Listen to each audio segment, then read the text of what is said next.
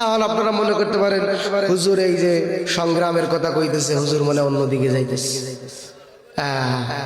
হুজুর মনে হয় রাজনীতি আলোচনা করতেছে। ভাইজান কোরআনের আয়াতের কথা বললাম, এটা কি রাজনীতি?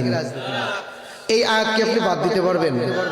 শক্তি ক্ষমতা আছে, পারবেন না ঠিকই, কিন্তু যখন আলোচনা হবে বক্তা আসার আগে বলে দিবেন খবরদার এই আয়াতের আলোচনা যেন না করে। কথা বল।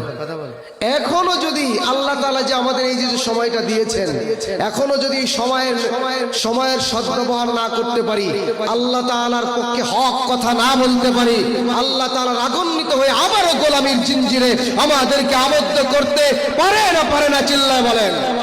রে বান্দা, তোরা তো গোলামির জিঞ্জিরে আবদ্ধ ছিলি, মুক্ত করে দিলাম, এখনো তোরা হক কথা কইতে ভয় পাস, আমার কথা কইতে ভয় পাস, কোরআনের কথা কইতে ভয় লাগে।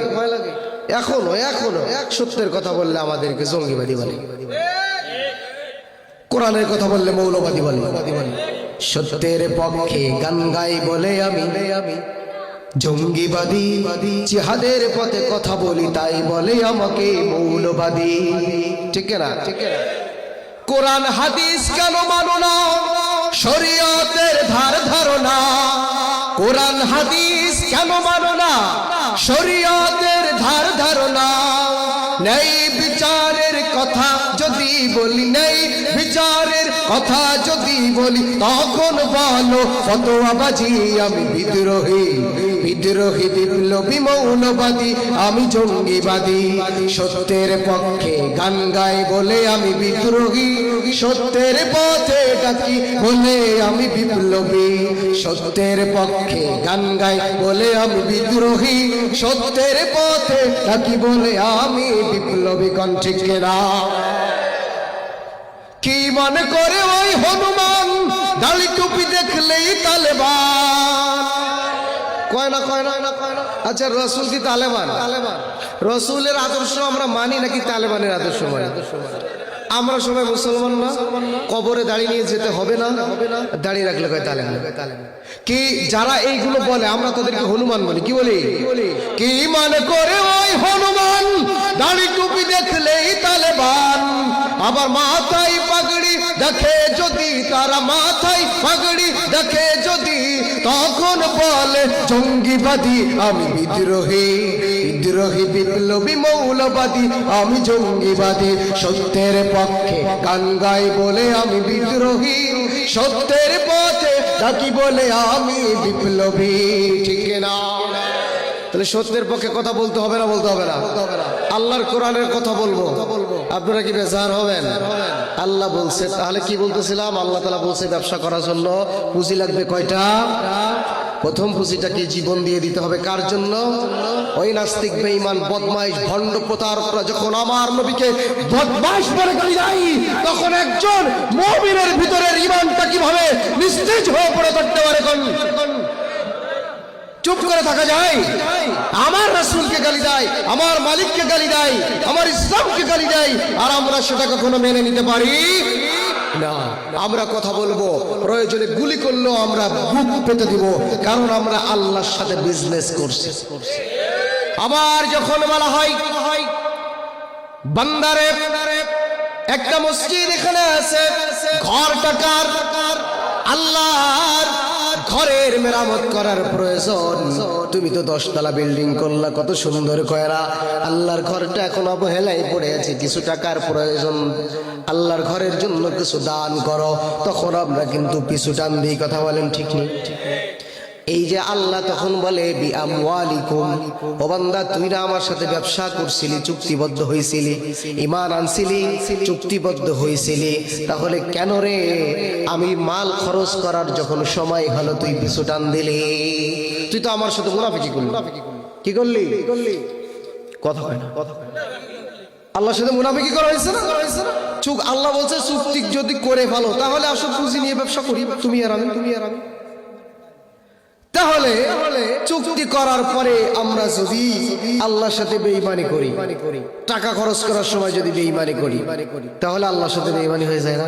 মুনাফিকি হয়ে যায় না? আল্লাহর সাথে মুনাফিকি করে আবার জান্নাতের আশা করি, সম্ভব? কথা বলেন। এই জন্য ভাইরা আমার, যখন সম্পদের ডাক আসবে, দেখেন আমি গতকালকের আগের দিন আমার এখানে মাহফিল হয়েছে, আমি দেখলাম এই পাশে একটা চেয়ারে একটা পঙ্গু লোক বসে আছে, পঙ্গু, খুব কাছে। তো আমি ভাবছি হয়তো মেহমানদারিতে শরীক হওয়ার জন্য আসছে। পরে মাহফিলের পরে, কালেকশনের পরে, মাহফিলের পরের দিন গিয়ে আমাকে যে টাকা উঠাইছে সে বলতেছে যে ভাইজান একটা পঙ্গু লোক, ওই আমি বাজারে গিয়ে আজকে বাজারে গিয়ে দেখলাম ও ভিক্ষা করতেছে। তো বলতেছে দেখছেন এই লোকটাকে চিনেন? আমি বললাম হ্যাঁ, তো স্টেজের সামনে বসছিল। বলে ও কালকে গোপনে 500 টাকা দান করে বলছে কেউ যেন আমার নাম না জানে। জোরে কোন সুবহানাল্লাহ। চিন্তা করছেন? ওর মতো মানুষের 500 টাকা দান করার কথা, আজকে আবার ভিক্ষা করতেছে। আমি টাকা দিয়ে পকেটে বের করে বললাম ওকে বড় একটা অঙ্কের টাকা দিয়ে আস। তাহলে বোঝা গেল যে আল্লাহর সাথে ব্যবসা করাটা এত সহজ না। আল্লাহর সাথে ব্যবসা করার জন্য মন তৈরি করতে হবে, যেমনটা তৈরি করেছিলেন ইব্রাহিম আলাইহিস সালাম। চিনেননি? আমাদের কি হয়? যেরকম কি হয়? কি এর পিতা? আমি তো ভাবছি 17 বছরে ভুলে গেছেন। পোলাপান মাঝে মাঝে মক্তবের পোলাপানে জিজ্ঞাসা করলে আওলায় হলে, তো ভাবছি আপনারা ভুলে গেছেন কিনা। জোরে চিল্লায় বলেন আমাদের জাতির পিতাকে, আরো জোরে বলেন আমাদের জাতির পিতাকে। আকাশ পাতাল ভেদ করে গগন বিদারী আওয়াজ দিয়ে বলেন আমাদের জাতির পিতার নাম কি? হযরত ইব্রাহিম আলাইহিস সালাম ঘরের ভিতরে বসে আছেন। এমন সময় ঘরের বাইরে কে যেন মধুর সুরে আল্লাহ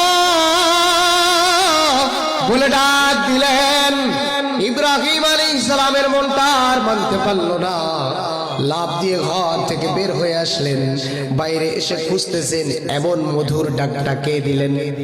খুঁজতে খুঁজতে দেখলেন একজন ভিক্ষুক, একজন ভিখারি, মুসাফির আল্লাহ বলে ডাক দিয়েছেন। ইব্রাহিম আলাইহিস সালাম তার কাছে গিয়ে অনুনয় করে বললেন ভাইজান, বড় মেহেরবানি করে আপনার কাছে এসেছি, আপনি একটু দয়া করে আমার মালিকের নামটা আমাকে আরেকবার শোনান না। আর আমরা আল্লাহর নামে জিকির হলে সেখানে বসি, আল্লাহর নামের কথাটাও আমরা মুখ দিয়ে আস্তে করি। ওই যে বললাম না ছক্কা ছয় গোল গোল, এমন জোরে বলে তাগি খুলে লুঙ্গি পড়ে যায়, কথা হয় না। ভুল বলছি নাকি? এমন জোরে ইয়ং পোলাপান এমনি তো গান জুটে গাঞ্জা খায়া মাজাই নেই কিছু, আর গোল করে দিছে লাভ। এমনি প্যান্ট শার্ট ছিল পাশার নিচে, যেই গোল করে লাভ দিছে ওদিকে সদরঘাট। কি জোরে এসকোটা না তার উঠছে, কারণ ও ইহুদিদের কে মহব্বত করে আন্তরিক ভাবে, কথা বলেন ঠিক না? আমরা কাকে মহব্বত করি?